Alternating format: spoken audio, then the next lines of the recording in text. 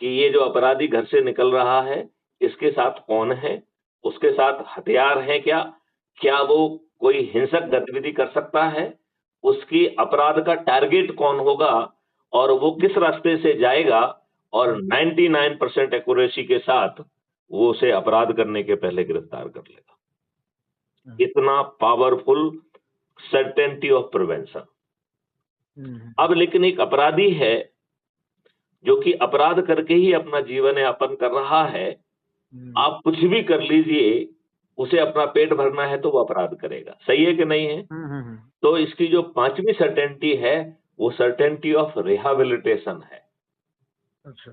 जो हर अपराधी को रिहैबिलिटेट कर देगी, लिहाजा किसी को पेट पालने के लिए अपराध पर निर्भर नहीं करना पड़ेगा। और इसी रिहैबिलिटेशन से हमने फिर आम जनता को 5 मौलिक अधिकार दे दिए हैं, तो आने वाले समय में आम जनता को 5 मौलिक अधिकार मिलने वाले हैं, तो उसे अपराध मुक्त भारत मिलेगा, भ्रष्टाचार मुक्त भारत मिलेगा, टैक्स मुक्त भारत मिलेगा और भारत सरकार के पास 20 गुना ज्यादा पैसा भी पहुंच जाएगा और उसे कर्ज मुक्त भारत भी मिलेगा।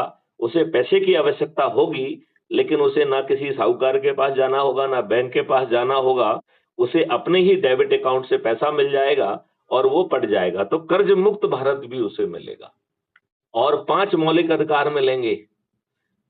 रोजगार का मौलिक अधिकार, और ये मौलिक अधिकार मजदूरी वाला नहीं है, ये आपको प्रोफेशनल्स बनाएगा, आपको ट्रेनिंग देगा, आपको जो है टूल्स देगा एडवांस, उसमें आपको अभ्यस्त करेगा और यदि उसमें एक से ज्यादा लोगों की जरूरत है तो आपको टीम में कन्वर्ट करेगा और फिर आपको किसी के पास जाके रोजगार नहीं मांगना होगा, वो आपको सीधा राष्ट्रीय संपदा के निर्माण में लगा देगा और जो जितनी राष्ट्रीय संपदा का निर्माण होगा उतनी भारत विकास निधि नामक डिजिटल करेंसी ऑटो जनरेट होगी और एक भारत विकास निधि 1.1 रुपए के बराबर होगी।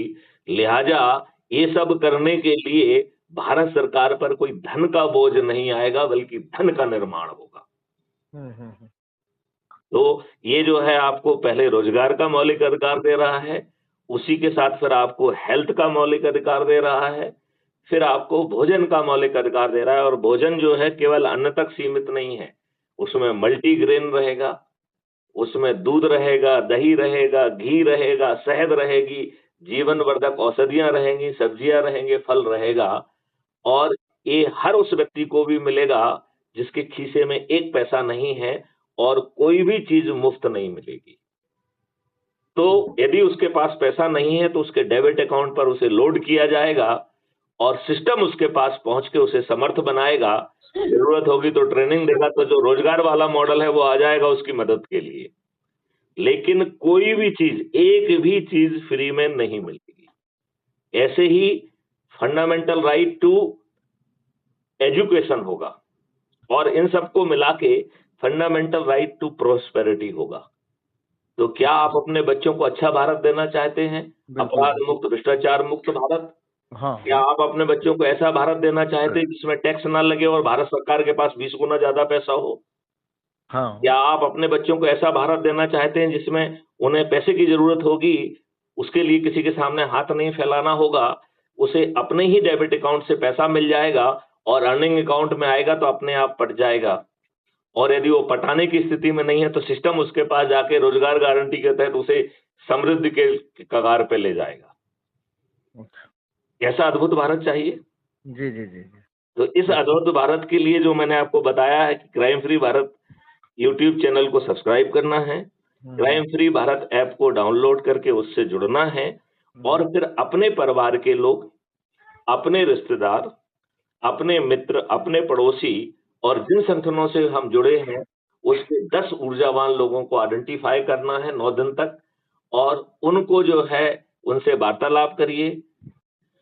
यदि वो दूसरे स्थान पर हैं तो वीडियो कॉन्फ्रेंस करिए, यदि संभव है, क्योंकि आजकल हर कोई व्यस्त रहता है, तो यदि एक जगह पे इकट्ठा होने का बहाना यदि मिल जाता है तो आदमी आसानी से इकट्ठा हो जाता है। तो अपने से जुड़े लोगों को महापरिवर्तन के लिए चाय का वो कर दीजिए, महापरिवर्तन के लिए भोज, महापरिवर्तन के लिए धार्मिक आयोजन, महापरिवर्तन के लिए बच्चे का जन्म समारोह, गणतंत्र दिवस समारोह, महापरिवर्तन के लिए, शादी की सालगिरह, बहाना जो भी हो, मकसद केवल ये है कि लोग इकट्ठे हों, उनके साथ इस कॉन्सेप्ट की चर्चा की जाए। यदि उनको ऐसा भारत चाहिए तो संकल्प लिया जाए, शपथ लिया जाए, 10-10 लोगों को जोड़ने की कार्रवाई जो आप कर रहे हो, वो कार्रवाई उन्हें भी करना है। एक दूसरा सरल उपाय भी है कि आप शायद अपने यहाँ पे बुलाएंगे तो खर्च करना पड़ेगा थोड़ा बहुत, चाहे भोजन पे ही क्यों ना करना पड़े, चाहे चाय पे ही क्यों ना करना पड़े। तो आप ऐसी जगह पहुंच सकते हैं जहां पर नॉर्मल प्रक्रिया में लोग इकट्ठे हो रहे हैं।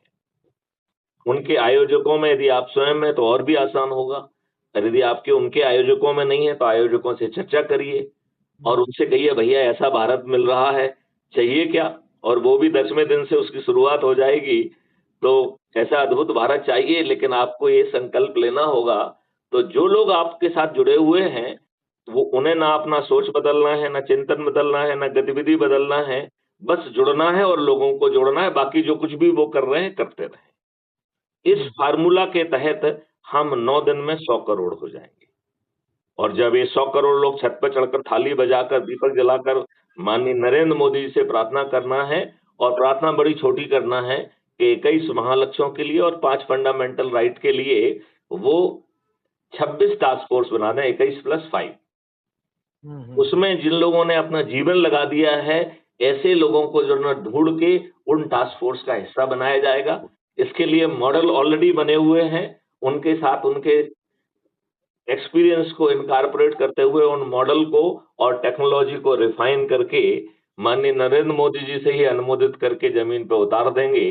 तो यदि जो है आज में जो है माननीय नरेंद्र मोदी जी ये 21 महालक्ष्य और 5 जो है ना मौलिक अधिकारों के लिए यदि घोषणा कर देते हैं, तो आगे जितने भी राज्यों में चुनाव आ रहा है, सब में जो है ना वो जीत जाएंगे कि नहीं जीत जाएंगे, राइट?